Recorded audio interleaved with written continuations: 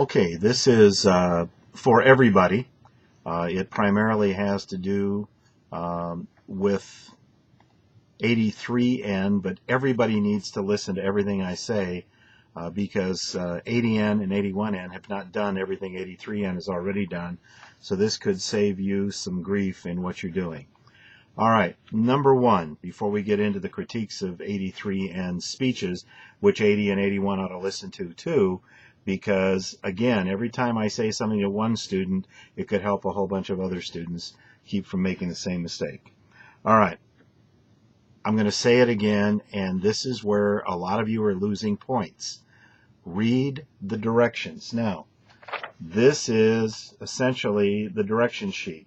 I know you may not be able to read that, but it's in Blackboard, and you can see it, and all you have to do is go in there, and it tells you everything you need to know about the speech. It says speech 2, the process speech, then it gives you some purpose examples, it gives you some assignment description, tells you the number of points, the time requirement, the audience requirement, delivery method, speaking outline information, organization, preparation outline, and a whole bunch of other stuff that if you'll go in, you'll be able to see that.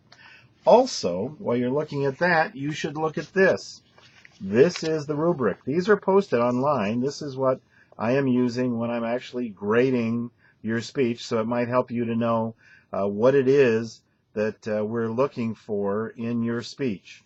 And we'll talk about some of the points that are on here and how you can do that. But these are all posted. There's one for each speech.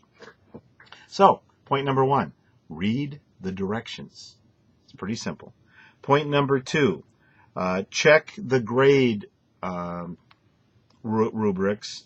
There they are. You've seen those. Look them and see what it's going to be. Check what it is you're going to be judged on in the speech. Check the number of points that you get in the speech. Check the length of the speech. Now remember, you have 15 seconds of slop time on either side. So if it says 5 minutes to 7 minutes, then you have 4:45 to 7:15. Any less or any more is going to cause you problems. Try to hit in the middle and you'll be in good shape. Remember too, you'll either speed up or slow down a little bit when you're giving your speech. Pay attention to whether it says anything about visuals. Understand that if you show a visual in your speech, then you need to send me a copy of it because I don't want you zooming in and out to the visual, okay? So make sure you worry about that. Now, for the people in 83N and everybody in the class, you are making statements of fact. Anytime you make a statement of fact, you need to have a source. The source needs to be in the speech. So if, for instance, you say 10 people a week are killed in traffic accidents in Indiana, you better give a source. And it better be something like, according to AAA, the American Automobile Association, or according to the Indiana State Police, or according to the National Safety Council. That's a source. Then give your fact. When you start citing facts and you do not give any kind of information about where that fact came from, you're hurting yourself, okay? So make sure that you give a source for what it is you're doing. Because when I sit here and listen to the speeches and you say things, then I start to say, where did they get that? Or, when did they become the world's leading expert in that? So you want to give sources on everything. Then the other thing you want to deal with is any other kinds of things that come into play when you're giving your speech. If you're holding up something or showing something, you want to make sure that, in fact, we don't actually miss out on that by zooming in and out and those kinds of things. Understand some fundamental things. Here we go again. This shot is the shot I want to see when you're speaking. Notice the shoulder room on either side. Notice the head room, and notice where the cut is of the bottom of the shot. Only an inch or two above the head, etc., etc. Do not stand in front of bright lights. Do not stand in front of windows or doorways or anything like that. That will cause untoward problems. And notice how much light there is on my face. Notice also that you can see, even through my glasses, you can see my eyes. And eye contact is immensely important when we're giving a speech. Now, something else that it talks about on the rubrics is credibility. And it says established credibility. You know, we had a lot of people in the process speeches talking about things that indicate they have some knowledge of what they're talking about, but they never established where that knowledge came from. Now, sometimes it's as simple, if you're doing a cooking demonstration, as saying, all of my life I have been interested in cooking, and since I was a little boy or a little girl, I've been interested in this, and that's why I have enjoyed learning more, and that's why I want to share some of the things I've learned with you today. Okay, so establish your credibility. Don't forget to cite your sources. Don't forget to do both. In almost every case, it says you must have a speaking outline and a preparation outline. Use the preparation outline when you talk. When you look down, it should have 3 or 4 words of the main thought of what you should be saying next, and that's how you know where to go next. I see some of you are reading off cards off camera over there somewhere, or down here somewhere. Keep your notes. Now, the speech examples you see will show people with 3x5 file cards. I don't like 3x5 file cards because the 3x5 file cards actually can get lost, get out of order. They're hard to handle. I like using full-size sheets of paper. And in fact, if I had a podium in front of me, I'd have a 3-ring binder, I'd have holes punched in them, and I would have everything flip over as I'm talking.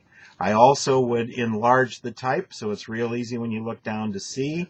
And if I'm going down the line, I would be holding my thumb here, and then when it came time for the next point after I'm doing this one, I would go down to here, so the next time I look back, I can see exactly where I'm supposed to be.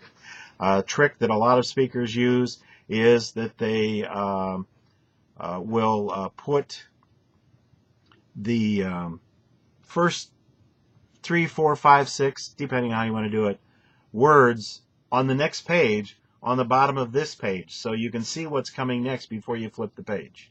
Just a little trick that some speakers use.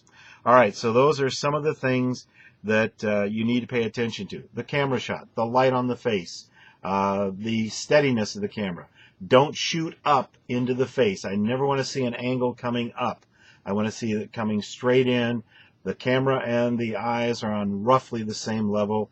Technically, this one is maybe 2 inches below the actual camera. The camera is here, and I am here in terms of the picture, so I guess I could make it easy on myself and raise the picture a little bit, and then possibly I would be looking more right at the camera.